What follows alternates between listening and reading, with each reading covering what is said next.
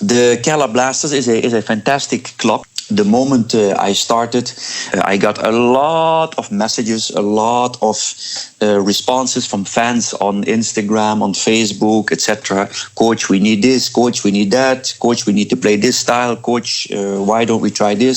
So it has a huge impact. Now, one of the things is beautiful in a football club if you have people who are passionate, who love their club, and that is always a good thing for a coach. The opposite side of it is, of course, is if you have, I think, Kerala Blasters has over a million followers on Instagram. That means there are over 1 million fans. Yeah, they all have an opinion. And the football culture, the football background, or even the culture in generally in India is a little bit like expecting right away a result. And history has proven, you can go to so many clubs in Europe, in Asia, doesn't matter, is that results in football, they don't depend on just a coach, not just a few players, and not just your background. As I said, for instance, Kerala Blasters has a huge background in India.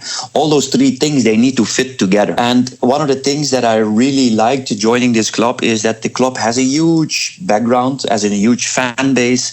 It has a history. At the same time, the club is pretty unstable. In 6 seasons, it had 9 coaches, and that says something about the club. So for me, it was a huge challenge to take on this job. Last year with Northeast, a club with the lowest budget, we had a small team, never qualified. Also has a huge fan base. Basically, we managed to get a good result, and I wanted to do that same thing with Kerala Blasters.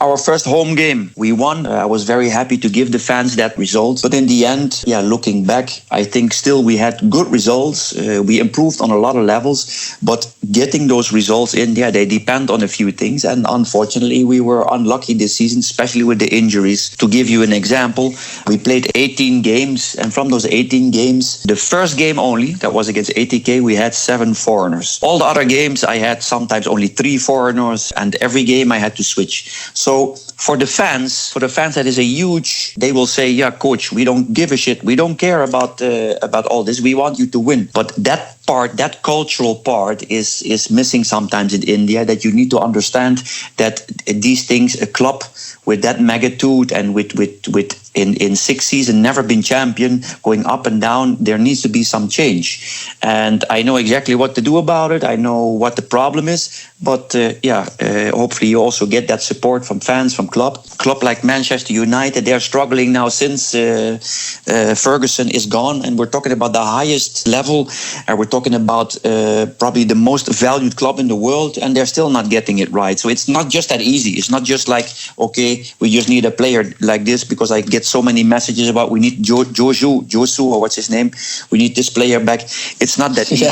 And that cultural part, that part is sometimes for me difficult. It's not difficult to deal with, but because as a coach you cannot speak out on everything.